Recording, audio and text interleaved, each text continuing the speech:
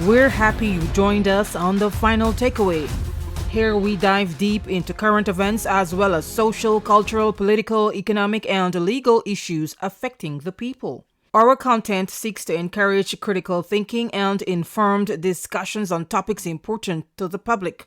Follow us on Facebook, subscribe to stay connected, and turn on YouTube notifications for this channel to get notified of all future content. See all links below our videos. As the Cooperative Republic of Guyana reaffirms sovereignty over the Essequibo territory it inherited from Britain, all eyes are on Essequibo this weekend as Venezuela under the Nicolas Maduro presidency moves ahead with a controversial election. I want to end by saying I support this motion reaffirming the sovereignty of Guyana over its internationally recognized territory, all 83,000 square miles. Essequibo belongs to Guyana.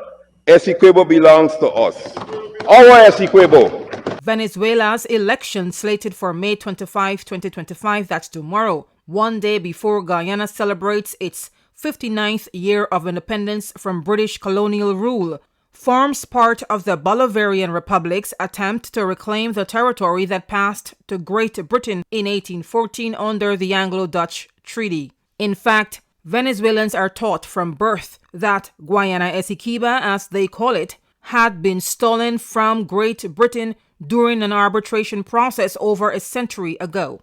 More significantly, Venezuela's map continues to include the Essequibo region. The territory, roughly the size of the U.S. state of Florida, has been at the center of rising tension between Guyana and Venezuela, particularly since the discovery of billions of U.S. dollars worth of oil reserves offshore Essequibo. Today, we'll get you caught up on the latest details about the election as geopolitical experts ask, how can Venezuela conduct an election in another sovereign country, which is Guyana in this case. Based on the latest news out of Guyana, South America, there is no visible sign that an election will be held in the territory. This is according to Foreign Affairs Minister Hugh Todd, who provided the update to the National Assembly on Friday. He said, quote, "While our intelligence is that there is currently no physical activity taking place in any of our communities close to the border, or suggests that there is any preparation for an election to be conducted in our Essequibo, it is important for Venezuela to understand that Guyana will not be bullied,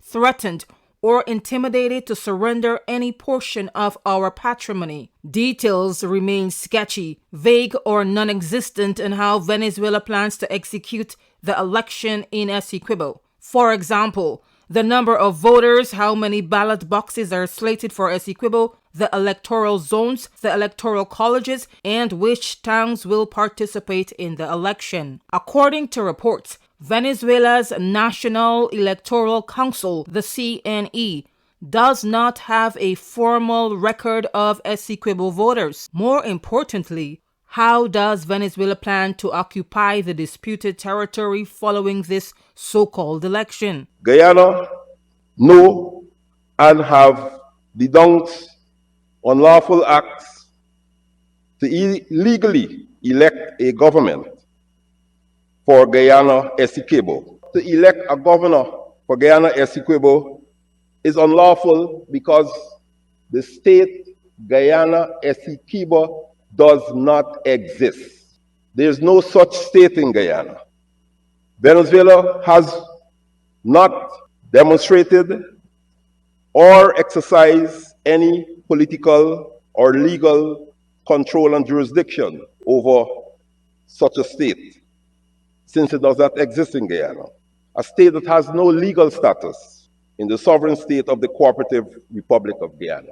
Should there be an election, Chief of Staff of the Guyana Defense Force, Brigadier Omar Khan, says Guyana is prepared to defend its sovereign rights over Essequibo. The Army Chief is warning Guyanese that it's a crime to vote in Venezuela's illegal election. Anybody, and I want you to share this around, anybody, Guyanese in particular, who vote in that election will be arrested, charged, and jailed, because it's a serious offense. Good? It's a serious offense. And we're watching everyone who are going to be and where they're going to be on that day. Also, I want you, if you see anything that is going wrong, you report it to us or the police. Can also warns that Venezuelans residing in Guyana who vote will be deported. The Guyana government continues to use diplomacy in defense of Essequibo. It recently reaffirmed sovereignty over the territory in parliament. The Guyana Defense Force also boosted its presence in Essequibo and the border disputed by Venezuela. The international and Caribbean communities have also weighed in and reaffirmed their support for Guyana's sovereignty over Essequibo. In a commentary this weekend, Sir Ronald Sanders, who is Antigua and Barbuda's ambassador to the U.S. and the Organization of American States, says Venezuela is playing a dangerous game. According to an article in The Gleaner, Sanders says, quote, "This is not a demonstration of democratic governance, but a politically charged act that challenges established international legal norms. It represents a serious escalation in Venezuela's posture toward the territorial controversy, one that raises profound concerns about adherence to the rule of law and respect for the authority of the International Court of Justice." Speaking of international law and territorial sovereignty, on May 1, 2025, the ICJ ruled that Venezuela must refrain from conducting elections for Essequibo while it decides whether the 1899 arbitral award is valid. Venezuela is contesting the validity of the document. The award granted British Guyana sovereign rights to Essequibo. As to our earlier question, can Venezuela conduct a legitimate election in Guyana, which is a sovereign country, a sovereign state? The answer is it cannot. Venezuela first has to have internationally recognized control of Essequibo. At the moment, it does not. If Venezuela asserts sovereignty over Essequibo, this would violate the ICJ's order, the United Nations Charter, and the Charter of the Organization of American States provisions on respect for territorial sovereignty. A series of patriotic events will be held in Guyana over the weekend as Guyana reaffirms the notion that, quote, "Essequibo belongs to Guyana. Essequibo is we own, not a blade of grass." Do you think Venezuela will actually include Essequibo in the voting process tomorrow? And how will this impact the already highly charged controversy over the territory? Let us know in the comment section. Thanks for watching. Stay safe.